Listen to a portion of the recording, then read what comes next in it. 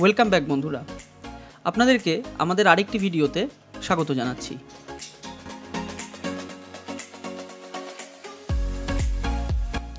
ভিডিওর এই পর্বে আপনারা দেখতে পাবেন বেঙ্গল সাফারিতে আমরা কি কি অ্যাডভেঞ্চার অ্যাক্টিভিটিস করেছি এবং তার সাথেই আনুষঙ্গিক আরও অনেক কিছু। তাই স্কিপ না করে পুরো ভিডিওটি দেখুন। এর আগের পর্বটি আমাদের ছিল বেঙ্গল সাফারিতে সাফারি নিয়ে। যারা এর আগের ভিডিওটি এখনও দেখেননি তাদের জন্য আমি সেই ভিডিওর লিঙ্কটি আমার ডেসক্রিপশন বক্সে দিয়ে দিচ্ছি। তো আগের পর্বে আপনারা যেমনটি দেখলেন, সাফারি করে আমরা অনেকটা এক্সস্টেড হয়ে গেছিলাম। তাই আমরা প্ল্যান করলাম যে প্রথমে লাঞ্চ করে তারপরে বাকি অ্যাক্টিভিটিসগুলো করব। এই বেঙ্গল সাফারি পার্কে আর যাই হোক না কেন, খাবার নিয়ে আপনাদের কোনো চিন্তা করতে হবে না, কারণ এই বেঙ্গল সাফারি পার্কে প্রচুর খাবারের দোকানের পাশাপাশি রয়েছে ক্যান্টিনও। তাই লাঞ্চ করার জন্য আমরা সবাই ক্যান্টিনে যাব বলেই ঠিক করলাম।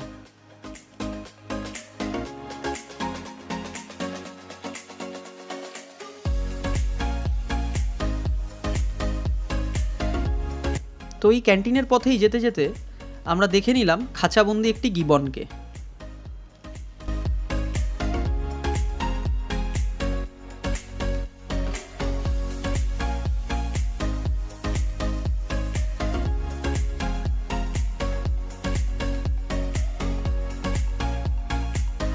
তো এই ক্যান্টিনে ভেজ আর ননভেজ থালি ছাড়াও আরও অনেক ফাস্টফুড এবং স্ন্যাক্সের অপশান আছে। যদি আপনারা থালি না খেয়ে এই সমস্ত ফাস্টফুড এবং স্ন্যাক্স খেয়ে পেট ভরাতে চান তো সেটাও আপনারা পারবেন। তো আমরা এখন চলে এসেছি বেঙ্গল সাফারির ক্যান্টিনে।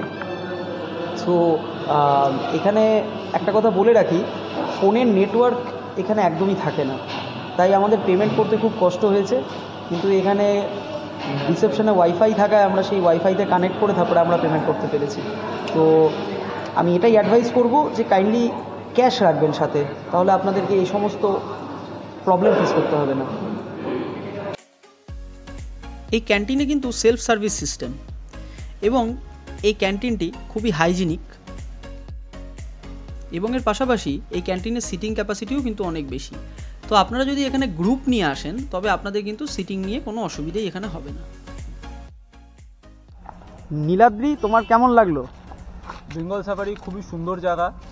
এখানে এসে বড়দের এবং ছোটদের খুবই মজা হচ্ছে এবং আমরাও খুব এনজয় করছি জায়গাটা।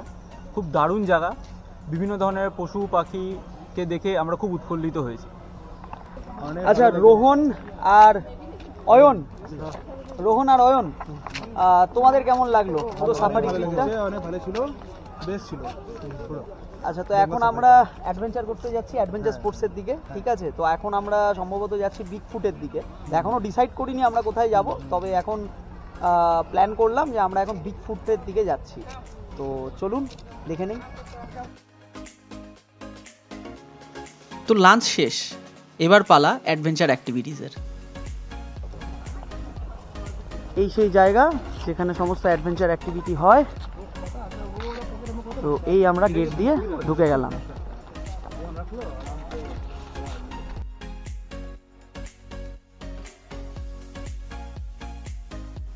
এই বেঙ্গল সাফারিতে যত ধরনের অ্যাডভেঞ্চার অ্যাক্টিভিটিস আছে তার প্রত্যেকটির খরচ আমি আমার ডেসক্রিপশন বক্সে দিয়ে দিচ্ছি, আপনারা সেখান থেকে দেখে নিতে পারবেন।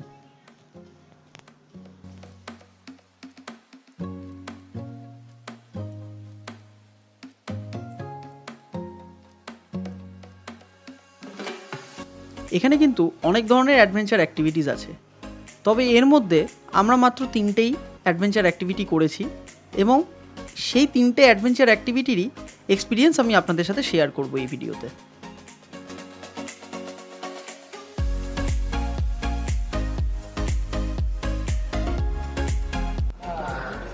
এটা হচ্ছে বার্মা ব্রিজ। এখানেও পুরো সেফটির সাথে ব্রিজটা ক্রস করতে হয়, পুরো হারনেস লাগিয়ে। আর এটা হচ্ছে ক্লাইম্বিং ওয়াল। তো আমরা এটা টিকিট কাটা রয়েছে এখানে, তো আমরা এটা করব। তো সবার প্রথম আমরা যেটা করে নেব সেটা হচ্ছে এই বিগ ফুট।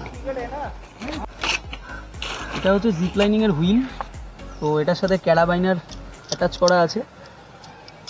এটা অটো লক না, এটা ঘুরিয়ে লক করতে হয় এখানে। তো এটা বিগফুট, এই যে বিগফুট, এই বিগফুটে এটা লাগিয়ে উঠতে হয়। এটার সাথে হার্নেস থাকে, এই হার্নেসের সাথে বাঁধা থাকবে, আর তারপরে ওই বিগফুটে লাফিয়ে লাফিয়ে যেতে হবে। এটা হচ্ছে বিগফুট। আমি আর নীলাদ্রি প্রথমে শুরু করছি বিগফুট। চলো আসো।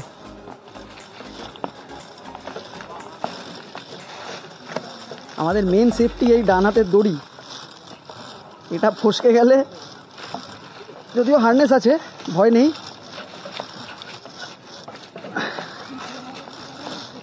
তো অ্যাকচুয়ালি ধরতে হয় দু হাতে, আমি এক হাতে ক্যামেরা ধরেছি।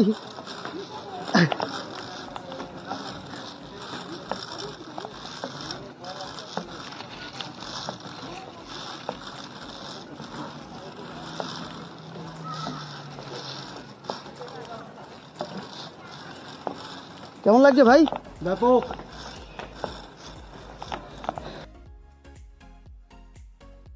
আমাদেরকে গিয়ে আবার ফিরে আসতে হবে।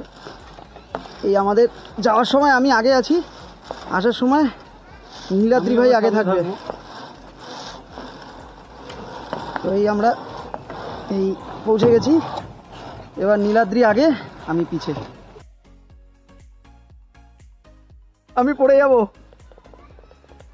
হাত ব্যথা হয়ে গেছে আমার।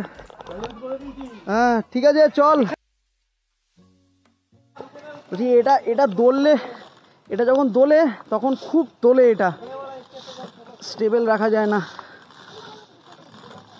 ডান হাত ব্যথা হয়ে গেছে, এখন বাঁ হাতের ভরসায়।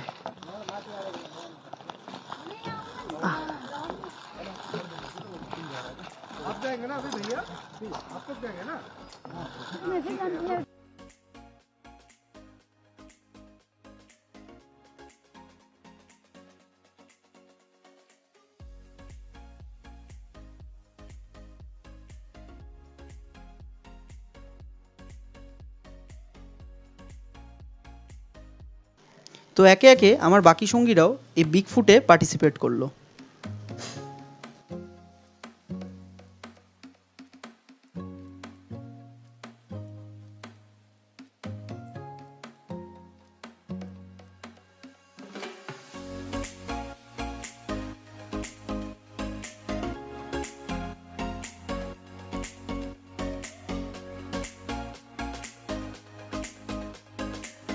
এরপরে নেক্সট আর্টিফিশিয়াল ক্লাইম্বিং ওয়াল।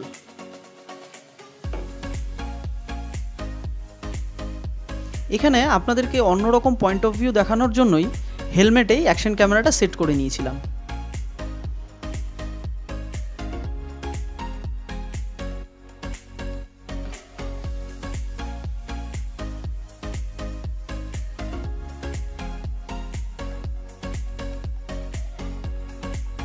এই ক্লাইম্বিং ওয়ালে ওঠাটা যতটা ইজি মনে হচ্ছে দেখে, ততটা কিন্তু ইজি নয়। মাঝের দিকটাতে গিয়ে অনেকটাই অসুবিধে হয়।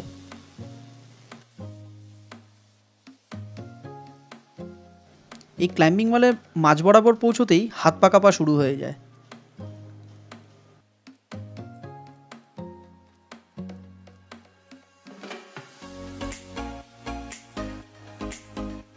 তবে সাকসেসফুলি যদি ক্লাইম্বিং ওয়ালটিতে চড়া যায়, তবে এর অনুভূতি একদমই অন্যরকম।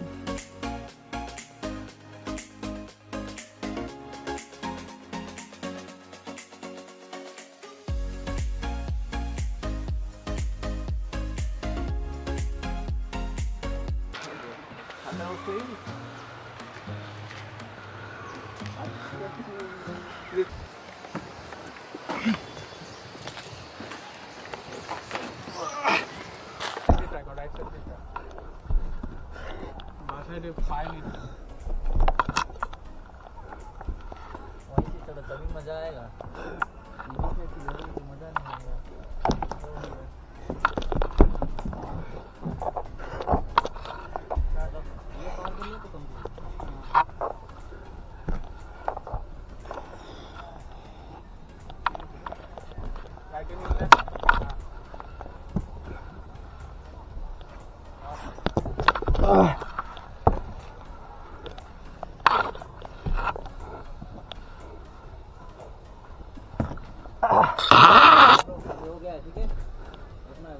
छोड़ दूं?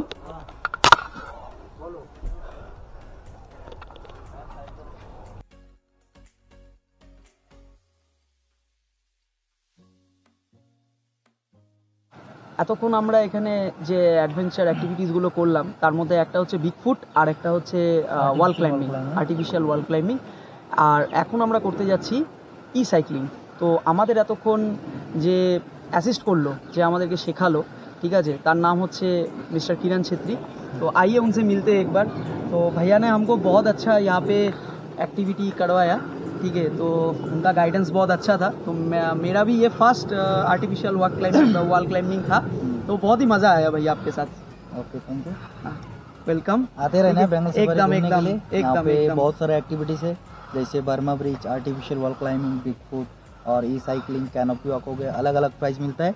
आप लोगों को स्टार्टिंग पे जहाँ पे एंट्री टिकट लेते हैं वहीं पे टिकट ले लेना है, फिर अंदर आ जाना है। करने के लिए हम लोग टिकट चेक करेंगे, फिर हम लोग करा देंगे। आप लोग आ जाइए घूमने के लिए।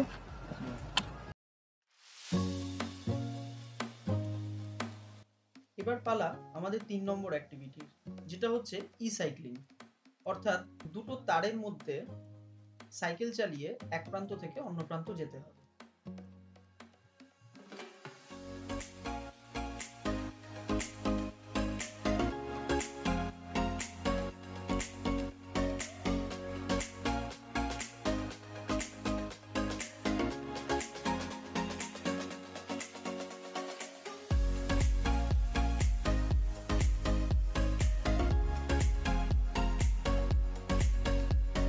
আর এই ই সাইক্লিংয়ের সাথেই আমাদের অ্যাডভেঞ্চার অ্যাক্টিভিটি এখানেই শেষ হলো।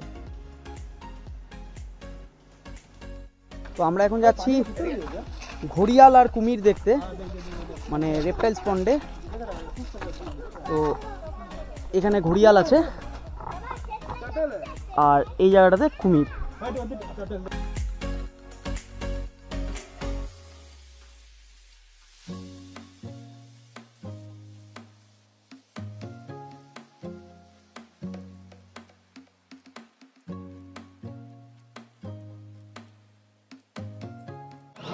এই বেঙ্গল সাফারিতে সাফারি ছাড়াও এখানে দেখার মতন অনেক কিছু আছে, যেটা সাফারি ছাড়াও আপনারা দেখতে পারেন, যেমন লেজার ক্যাট, তারপরে রেপটাইল, যেটা আপনাদের একটু আগে দেখালাম।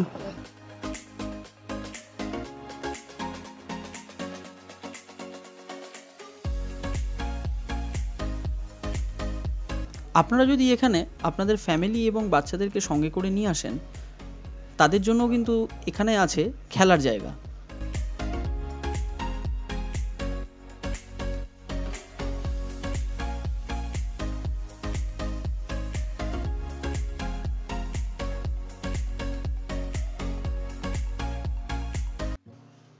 এরপরে আমরা যেখানে যাচ্ছি সেটি হচ্ছে খুব ইউনিক জায়গা। এখানেই আছে প্রজাপতি সংরক্ষণ এবং তার প্রজনন কেন্দ্র।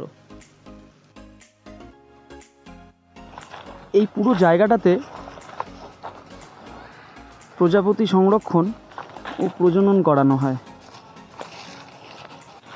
এই সেই খাঁচা যার মধ্যে এই প্রজাপতিগুলোকে, মানে বিভিন্ন প্রজাতির এখানে বাটারফ্লাই রয়েছে, যাদেরকে এখানে সংরক্ষণ করা হয়।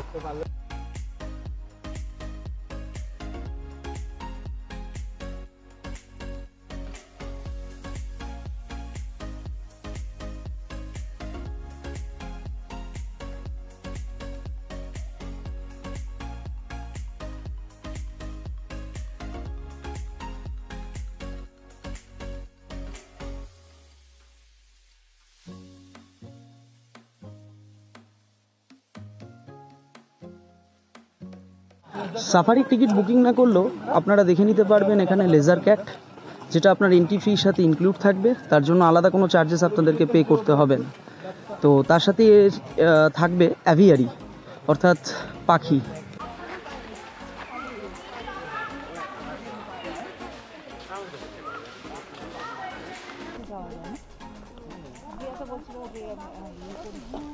তো এখানে চলতে চলতেই দেখা হয়ে গেল একটি কুনকি হাতির সাথে।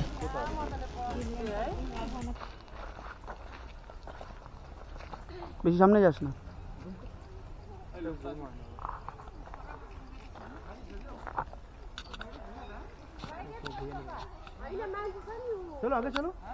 ওটা ভাঙবেই, তোরই দিয়া ফির ও ভাঙবে। কখন থেকে চেষ্টা করি, মানে একটু ভাঙতে যাচ্ছে, যখনই বলা যাচ্ছে।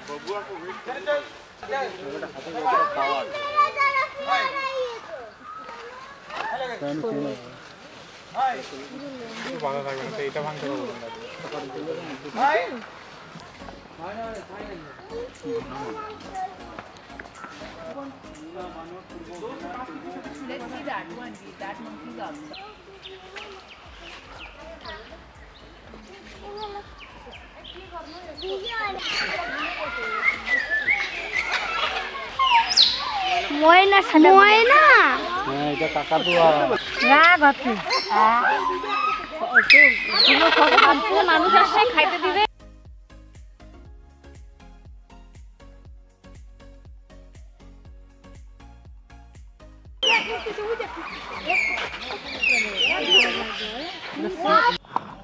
এখানে ভিজিট করার সময় যদি আপনাদের কাছে লাগেজ থাকে তো আপনারা এই লাগেজকে এই ক্লোক রুমে রাখতে পারবেন। এই ক্লোক রুমটা হচ্ছে ঠিক টিকিট কাউন্টারের উল্টো দিকে। সারা দিনটা যে কিভাবে কেটে গেল সেটা বুঝতেই পারলাম না। এবার আমাদের ফেরার পালা।